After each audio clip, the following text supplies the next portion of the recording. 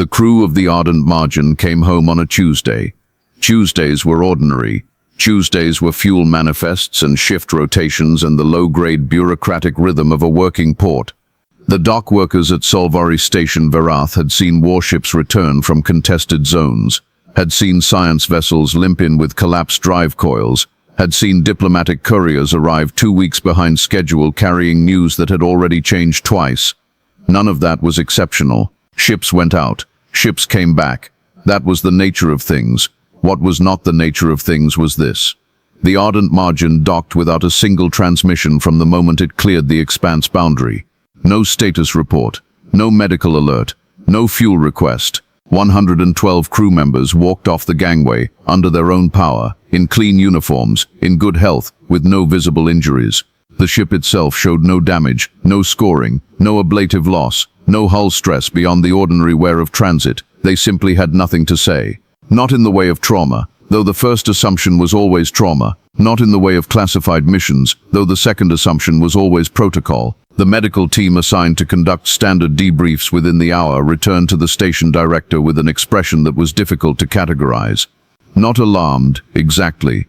More like the face of someone who had just been asked to describe a color they had never seen. "They're fine," the lead physician reported. "All vitals normal. Neurological scan shows no injury. Language centers intact. Motor function, perception, affect, all within standard ranges. Then why won't they speak?" The physician paused. "They're not refusing," she said. "That's what's strange. They don't seem to know they have anything to say." Envoy Ovathis Wren received the summary report on the Ardent Margin 6 weeks after its return, in a file marked Routine Review Compact Vessel Incident Log. The designation was deliberate. Someone in the intelligence apparatus of the Solvari Compact had spent considerable effort making this look unremarkable. Wren had spent 30 years in diplomatic and security service. He knew what routine looked like. This wasn't it. He pulled the full record. Not just the Ardent Margin, but every incident matching the behavioral signature. Crew returned unharmed, uncommunicative, with no explanation and no hostility and no evidence of anything happening to them at all. The list was longer than he expected. 31 vessels over 4 decades. Multiple species. Solvari compact ships, yes, but also Ortheni survey craft. A pair of Cathani commercial explorers, 3 Carvosi deep-range probes. All had entered a region of space designated on charts as the Morrow Expanse, a broad, largely unremarkable volume of star systems in the outer galactic reach that had historically seen light traffic and mild interest. All had returned. All had come back with their crews intact, their ships undamaged, and their memories of the journey apparently wiped clean, not erased, not corrupted, but simply absent. As though the time they had spent in the expanse had been months they never lived. All 31 ship data cores contained one anomalous file. The file was an image, repeated exactly 4,317,212 times. The image was a door, not a hatch, not a portal, not a bulkhead. A door, the old-fashioned kind, vertical rectangle, fixed hinges, a handle rather than a control panel, made of something that looked like wood, though the image resolution was too compressed to be certain. Painted white, slightly scuffed at the base, set in a frame that suggested a wall beyond the image's edge. Ordinary, profoundly, almost aggressively ordinary. Wren stared at it for a long time. Who put 4 million copies of a door into the memory core of a warship, and why does no one in 31 crews remember it? Archivist Dunsella of the Ortheni Federation's Deep Record Division was the kind of scholar who had cultivated a reputation for finding things that had been meant to stay lost. She was not glamorous about it. She did not consider herself an investigator or an intelligence operative. She considered herself an extremely patient reader of documents that other people had been careless with. She arrived at Wren's request within a week, carrying 11 data cylinders and the expression of someone who had not slept well but was unwilling to admit it. The first thing she said when she reviewed the full Ardent Margin file was not a question. It was a single word. Again, Wren asked her what she meant. She set down her cylinders. She told him about the Ortheni survey vessel Quiet Certainty, which had entered the Morrow Expanse 22 years earlier and returned with the same profile, crew intact, silent, no memory, door image in the core. She had been present at that debrief as a junior researcher. The Ortheni government had sealed the file within 48 hours, and she had spent 2 decades wondering why. Then she showed him what she had found in the deepest stacks of the Ortheni archive, in a subsection so rarely accessed that the retrieval system had to remind itself the files existed.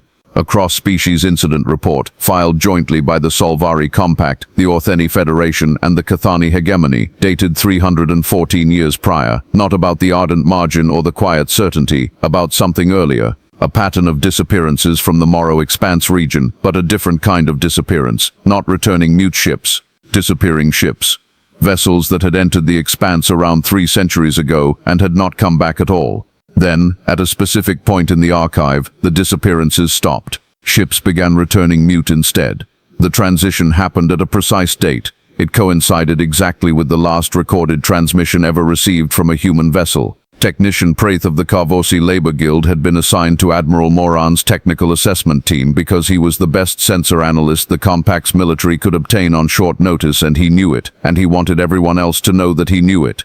And he communicated this awareness primarily through a form of relentless, good-natured condescension that most people found exhausting and Ren found oddly reassuring. Prath had spent 9 days running the returned crews through every diagnostic available. He presented his findings standing without visual aids in the manner of someone who believed charts were for people who couldn't follow an argument. "It's not signal damage," he said. "Signal damage looks like static. You get fragments, corrupted edges, partial retrieval. This isn't that. There's nothing to retrieve. The memories aren't degraded. They're not compressed or locked. They're not there. It's like asking someone to recall a Tuesday from a year that didn't happen to them. Could it be a pharmacological agent?" Ren asked. Checked. No chemical trace in any tissue sample across any of the 31 crews. No foreign compounds. No evidence of gas exposure, sedation, targeted biochemistry. Prath crossed his arms. "Here's the thing that bothers me. In every case of genuine trauma-induced memory loss, the gap is irregular. Patchy edges. The mind holds onto some things and loses others based on emotional salience. Smell is often retained. Sound. There's always some fragment." He paused. "These crews have nothing. Not a fragment. Not a sensory ghost. Just a clean surgical absence, starting at exactly the moment they crossed into the Expanse, and ending at exactly the moment they crossed back out. Whatever did this is precise. It knew where the memories were, and it took only those." Ren asked the question that had been forming since he read the first file. Could a species do that?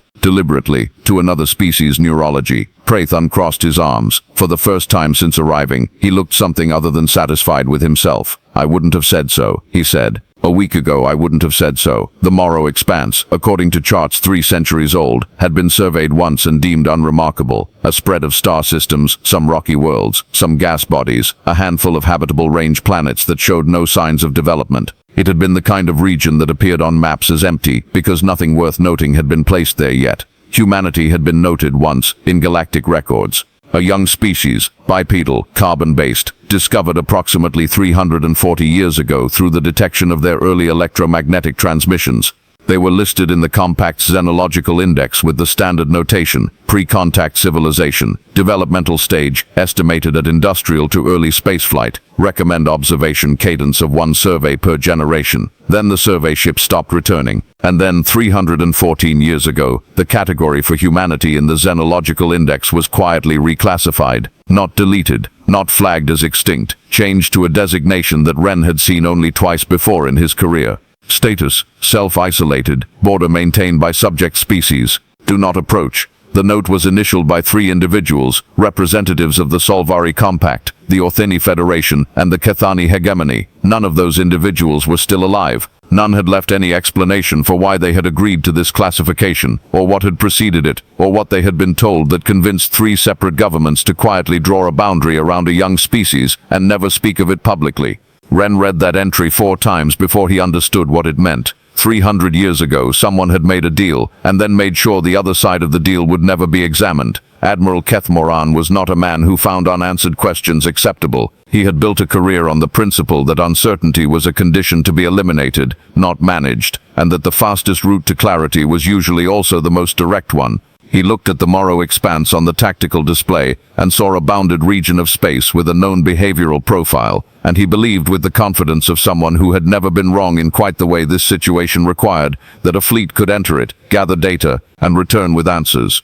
He was not foolish. He had read Prath's report. He allocated the fleet accordingly. 12 vessels, staggered entry formation, All data cores set to autonomous transmission to a relay point outside the expanse boundary, so that whatever happened to the crews, the information would survive. He told Ren he expected the mission to take 3 weeks. Ren asked him what happened to the information if the crews came back mute. Morin said they would cross that bridge when they arrived at it. The fleet entered the expanse on a clear transit day, FTL smooth, all systems nominal. The first hours produced nothing exceptional. Stars, standard stellar readings. The sensor sweeps returned data consistent with ordinary space. No anomalous radiation, no gravitational variance, no signs of artificial construction. The silence was, in its own way, more troubling than wreckage would have been. Wreckage, at least, would have been evidence. This was absence. Clean, unbroken, borderless absence.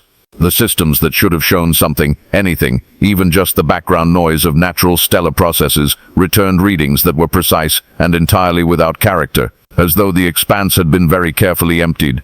Praith was the one who noticed it first. He noticed it because it wasn't in the sensor data. It was in the space between the readings, the differential between what the sensors returned and what the baseline models predicted. A discrepancy so small that any automated system would have flagged it as instrument drift and moved on. Something was moving alongside the fleet. Not a vessel, not a discrete object. A presence, biological in its signature, distributed rather than localized, pacing the fleet at exact speed with no apparent propulsion. "We're being walked alongside," Praith said, with the careful tone of someone choosing words very deliberately. "Whatever that is, it's not mechanical, and it knows exactly where we are." The fleet held formation, the presence held distance, no communication was offered, no aggression was shown, nothing happened, and yet Ren, standing on the bridge of the Ardent Margins relief vessel and watching the differential data scroll across Praith's secondary screen, felt something he could not immediately name. Not fear, exactly, something quieter. The feeling of being assessed by something that had not yet decided what to do about you. On the 9th hour, Lieutenant Commander Avis requested permission to investigate a faint anomalous signal originating approximately 4 light minutes off the fleet's port axis. The signal was subtle, barely distinguishable from background stellar noise, but its frequency pattern suggested artificial origin. Mora granted permission. The survey corvette Reach Point broke formation. Ren watched it go. 11 hours and 22 minutes later, the Reach Point returned to formation. Its crew was intact. All 47 personnel accounted for, in good health, without injury. They had nothing to say. The data core contained one file, repeated 4,317,212 times. The image was a door. Ren ordered a full fleet stop. The debate that followed was brief and uncomfortable. Liaison Voss, the Kethani political observer who had attached himself to the mission with the practiced ease of someone accustomed to being somewhere he wasn't invited, argued for continuing. Whatever was doing this clearly didn't intend to destroy ships. The Reach Point's crew would recover eventually, or they wouldn't, but the mission objective was intelligence, and they had barely begun gathering it. Moran was quieter than Ren expected. The Admiral had gone still in the way that certain very competent people go still when the rules of the situation they're operating in turn out to be different from the rules they prepared for. Dunsella was already in the archive compartment, pulling everything she had brought with her. Ren found her there 2 hours later, surrounded by data cylinders, reading something on a display she had angled slightly away from the door. She didn't angle it back when he entered. "I've been looking for this for 20 years, she said. The file was from the Ortheni Deep Archive's most restricted subsection, not intelligence classification, which she had access to, but something older, ecclesiastical classification. The Ortheni had, centuries ago, maintained a category for documents they considered too destabilizing to govern responsibly. The category had officially been dissolved. The documents had not been destroyed. They had simply been placed where no one would look, labeled with the routing codes of maintenance logs. The document was a message, sent by humanity, 314 years ago, transmitted simultaneously to every known species capable of receiving it, on frequencies used for emergency broadcast. Translated into 11 languages, every government that received it had suppressed it within 72 hours. Ren read it. It was not long, it was not aggressive.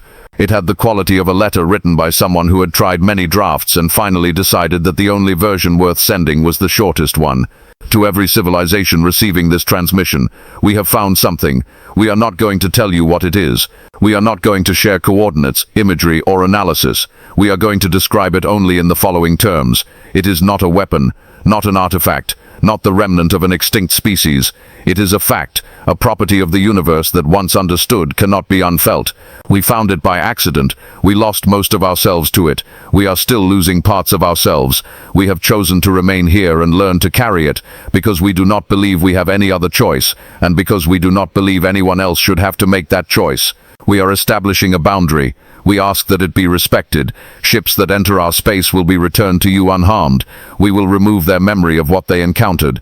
This is not aggression, this is mercy. We are protecting you from the cost of knowing. We are asking you to trust us. We understand that you have no reason to trust us. We are asking anyway. Please do not follow. Humanity. Ren read it twice, then he sat down in the chair across from Duncella's workstation, and for a long moment neither of them spoke. They erased the crews to protect them. Duncella said finally, not to silence them, not to hide themselves. She paused. They've been doing this for 300 years. Every ship that strayed in, they sent back clean. And our governments buried the explanations so their own populations wouldn't demand to know what was in there. Ren said, fear of what they'd do if they knew. Duncella said, or fear of what humanity would do if pressed. She looked at him. Or fear that someone would listen, really listen, and decide the message was true, that there's something in there that cost you everything to know. That would be the most frightening option of all, that the door in the image is real, and humanity is standing behind it, and they're not keeping us out, they're keeping it in. The fleet sat still in the expanse. Around it, invisible, the presence continued to pace at a patient distance. The transmission came at 0300 station time. No visual, just audio. A voice female, unhurried, with the particular quality of stillness that comes not from calm, but from having already passed through everything that could disturb it. You found the message, the voice said. It was not a question. We've been waiting for someone to find the message. It's been a long time. Ren was in the communications bay when the signal arrived.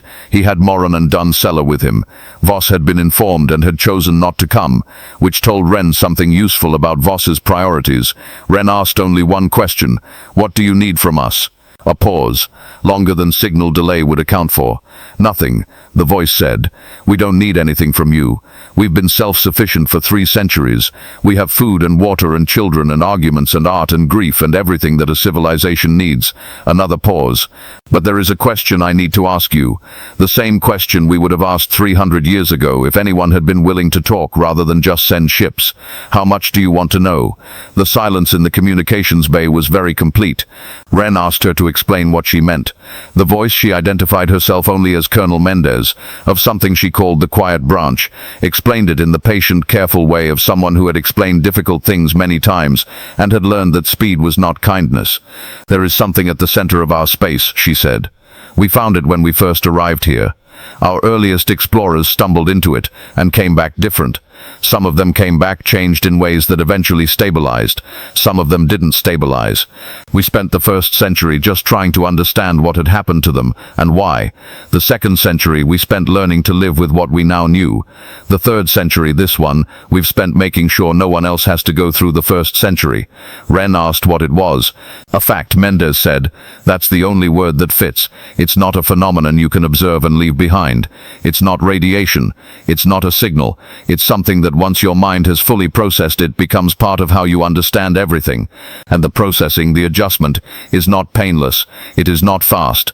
And it does not happen to everyone in a way they survive. How many of your people died? Duncella asked quietly. A longer pause. We don't count it that way, Mendez said finally. Some died. Some were lost. In ways that weren't death but weren't life as they had known it. We don't have a clean number for you. We have a history that is very heavy, and we are very careful about who we ask to share the weight of it. Your offering, Ren said. I'm asking, Mendez said. If you want to know, we can tell you. We can help you. We can walk with you through what we walked through, with everything we've learned from doing it once. Some of you might not come through it. We won't pretend otherwise, but the knowledge would be yours, and you could choose what to do with it. And if we don't want to know, then we return your ship and your crew without memory of this conversation, and you go home and we go on as we have been. And in another 100 years, another fleet will find the message, and someone will have this conversation again, and maybe then the answer will be different. A pause. We're patient. We have learned patience the way other people learn languages, slowly and by necessity, and because the alternative was isolation. Voss found Ren in the observation bay 2 hours after the transmission ended. He had the expression of someone who had been listening through a wall and had heard enough to form an opinion, but not enough to form an accurate one, which was the most dangerous combination. "There's technology here," Voss said. "The memory suppression alone is worth a decade of military advantage. If we can reverse engineer whatever they're doing to those crews—" "They're not doing anything to the crews," Ren said. "They're protecting them." "From what? A door? A fact?" Voss's tone carried the particular flatness of someone who had decided that everything he didn't understand was probably being mystified for someone else's benefit. "We came out here because ships kept going silent. We found a species that wipes the memories of anyone who enters their space. Whatever their explanation, that's a weapon, and weapons are leverage. If you want to try to weaponize a civilization that has been quietly protecting the galaxy from something that nearly destroyed them," Ren said, "I would encourage you to consider what they've had 300 years to prepare for that conversation." Voss left. Moran, who had been standing near the observation bay's secondary display and had clearly heard all of it, said nothing for a moment. Then he said, "He's going to transmit a recommendation to the Kithani hegemony." "I know," Ren said, "and when the hegemony gets it, they'll push for a military approach. Probably take it to the Compact and the Federation, argue for a coordinated effort to break the boundary." "I know. Can we stop it?" Ren looked out at the stars. Somewhere beyond them, at a distance he couldn't estimate, something sat at the center of human space. A fact, Mendez had called it, with the weight of someone who had never found a better word. "We can bring back the truth," he said. "All of it. The message, the 31 ships, the 20-year suppression, what Mendez told us. Put it in front of every government council at once, so no one can bury it again." He paused. "And we can recommend that the galaxy consider what it means that a species chose to absorb something terrible in order to keep it from everyone else. Not for 3 years, not for a generation, for 3 centuries. Some of them will still want access," Moran said. "Yes," Ren agreed. "Some of them will always want access to things they don't understand and can't survive." He was quiet for a moment. "But some of them will read that message, the original one, the one 3 governments buried, and they'll understand what humanity was actually asking, and they'll wonder if humanity was right." 3 days later, Ren met with Mendez again, not over audio. This time she came to the fleet in a vessel so understated it had taken Praith's secondary array several minutes to detect it. She came aboard with 2 others, no introduction given, no rank indicated. The quiet of people who had long since stopped needing to perform their authority for anyone. She was younger than her voice had suggested, or she was older. It was difficult to say. She had a quality of simultaneous age and youth that Ren couldn't quite categorize, like someone who had been through something that had settled all of them at once into a different relationship with time. She sat across from Ren in the fleet's small diplomatic meeting room, which had not been designed with this kind of conversation in mind, and knew it. She told him more. Not everything, she was very clear about that. Not the fact itself, not the coordinates, not the nature of what sat at the center of their space in a way that could be transmitted in language or data, but she told him what it had cost. She told him about the early years, when humanity had first arrived in the expanse and found it by accident, by the particular bad luck of a scout team following a faint thermal trace to its source. She told him about the first generation that tried to process it and couldn't, and the second generation that was raised in the knowledge that processing it was possible and still found it almost impossible. She told him about the institutions they had built not for commerce or governance but specifically to help people survive the knowing, something they called grief architecture, which was not grief in the traditional sense but was the closest word they had for the long, careful process of reconstructing a functional inner life around an understanding that had permanently changed the shape of everything. "You built a civilization around coping," Dunsella said. She had asked to be present and Mendez had agreed without hesitation. "We built a civilization around the people who survived coping," Mendez said. "There's a difference. We didn't design ourselves around the weight. We designed ourselves around each other. The people who made it through the first years, the second decade, they were changed, but they were still people. They still wanted children, still made music, still argued about governance and philosophy, and the best way to grow food in low gravity. They just did all of it with this thing underneath." A pause, like everyone does, eventually. Every species does, with its own version of the same thing. "We just found ours faster than we were ready for." "And the ships," Ren said. "The ones you turned around. We couldn't let them find it by accident," Mendez said. "The way we found it by accident, with no preparation and no one who had walked that road before. That was the worst possible way. We didn't survive it cleanly." She looked at him steadily. When we found a way to detect incoming vessels and intercept them before they got close enough, we took it. And we returned them, always. We never harmed anyone. A pause. We almost debated whether we should try to warn people more actively, send ships out, make contact. But the message we sent, the one that was buried, that told us what we needed to know about what would happen if we tried. The governments didn't want their populations to know there was something out here that cost this much. They buried the question so they wouldn't have to answer it. So you kept protecting anyway. Dunsella said. We kept protecting anyway. Mendez agreed. It is the only thing we have ever known how to do with this. The return journey took 19 days. Wren spent them writing. Not a military report. Not an intelligence summary. Not a policy recommendation. Though he wrote those too. And they were thorough and careful and said clearly what the Solvari Compact needed to do and why. He spent the 19 days writing something else, a document he intended to submit alongside the formal report, one that he knew the High Chamber might choose to suppress, and that he was going to make very certain could not be suppressed because he had already sent copies to the Ortheni Federation's Free Archive, the Carvosi Labor Guild's independent media network, and 3 academic institutions whose independence from governmental pressure was protected by treaty. The document was not long. It had the quality of the human message, something worked down through many drafts to the version that could not be made shorter without losing something essential. It contained the full history of the 31 ships, the original human message, unredacted, the names of the individuals who had signed the suppression order 300 years ago, the transcript of his conversation with Mendez, verbatim, and his own analysis, careful and unadorned, of what he believed the galaxy was being asked to consider. The last section was the shortest. It said, for 300 years, a species absorbed something that could have broken the galaxy, and chose to carry it alone. They did not ask for gratitude. They asked only to be left alone with their grief and their knowledge, and their children and their art. They asked for the smallest thing, the mercy of not being intruded upon. 300 years ago, 3 governments decided their populations couldn't handle knowing this request existed. They were probably right. We were not ready. The question before us now is not whether to honor the exclusion zone. We should honor it. The question is whether we are ready, at last, to be the kind of civilization that humanity asked us to be when it sent that message. The kind that when told by another species that something is too heavy to share safely, says thank you. Thank you for carrying it. Thank you for sending us home. We are not owed the knowledge of everything in the universe. Some things are held by others on our behalf, at great cost, for our protection. The correct response to that is not to find a way in. The correct response is to become worthy of the trust. The exclusion zone was formalized jointly by the Solvari Compact, the Ortheni Federation, and the Cathani Hegemony within 8 months of the fleet's return. This time it was public. The suppressed human message was released in full to all galactic networks within 48 hours of Wren's document reaching the academic institutions, which meant the governments involved were presented with the choice of leading the announcement or following it, and chose wisely to lead. Most filed a dissenting report to the Cathani Hegemony. The Hegemony reviewed it, reviewed Mendez's transcript, reviewed 3 centuries of returned ships, reviewed the image of the door, and quietly set Vos's report aside.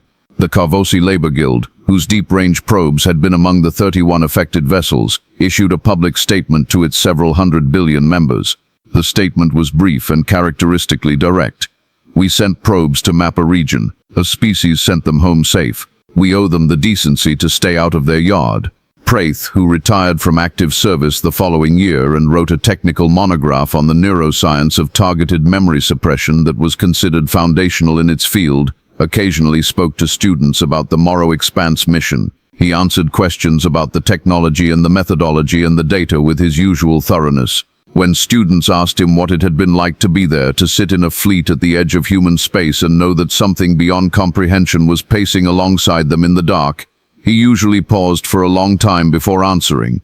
It was like he said once, standing next to someone who has been through something you can't imagine and chose to come through it still kind. And knowing that's the only reason you're standing there at all, because someone decided you were worth protecting even before they met you.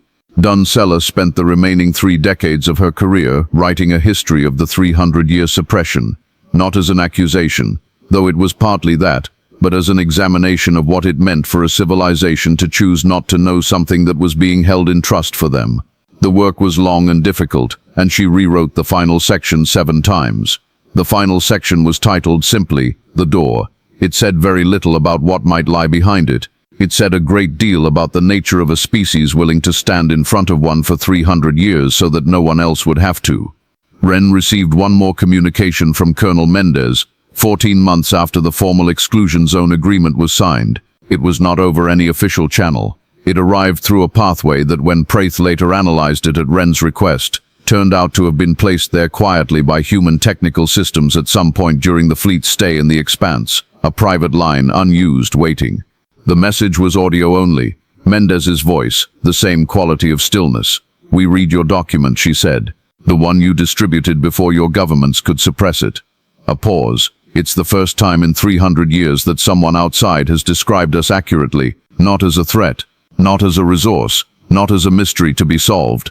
We wanted you to know that it mattered. We wanted you to know the question you didn't ask me when we met, the one about whether we regret it, staying here, carrying this, spending 3 centuries being the thing between the galaxy and what we found." Another pause, longer this time. "We don't. Most of us don't. There are days when we're tired. There are generations who grew up angry about the choice their ancestors made for them, who had to work through that anger themselves, who had to find their own reasons to stay."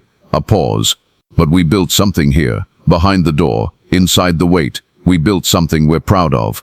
And we built it knowing that no one outside would ever see it, and that was all right. Stay well, Envoy Ren. We'll be watching in the good way this time." The transmission ended.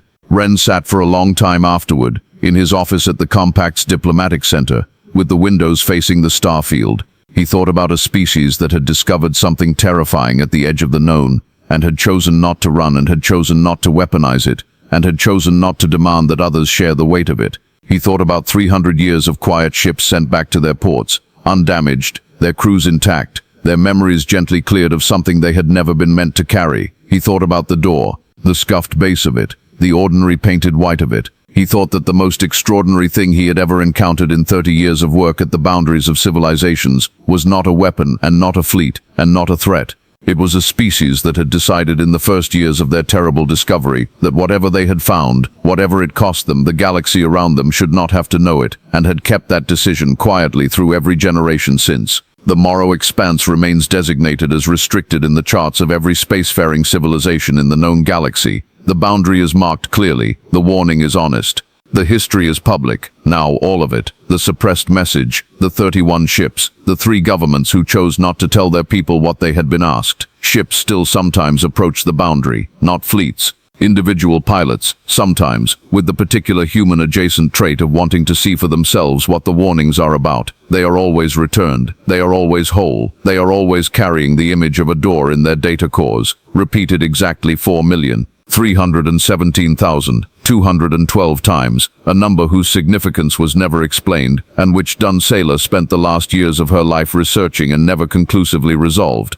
The working theory, tentative and debated and thoroughly unverified, is that its account, the number of people humanity lost in the first years, learning to carry what they found, 4,317,212. Every ship sent back with their count embedded in its core, not as a threat, not as a warning, as a memorial, as the answer to a question no one thought to ask. How much did this cost you? The door stands in the image, white and scuffed and ordinary. Behind it, somewhere in the expanse, a civilization tends its grief and its knowledge, and its children, and waits, patiently, kindly, with the particular gentleness of those who have survived the worst thing they can imagine, for the rest of the galaxy to grow up enough to knock. If this story reached something in you, the quiet weight of it, the question it leaves behind, consider staying with this channel. There are more voices out here in the dark, more doors, more species choosing, each in their own way, what to do with the things they've found. Next time, a derelict station sends the same automated greeting to every ship that passes. The greeting is dated 600 years in the future. No one aboard can explain it,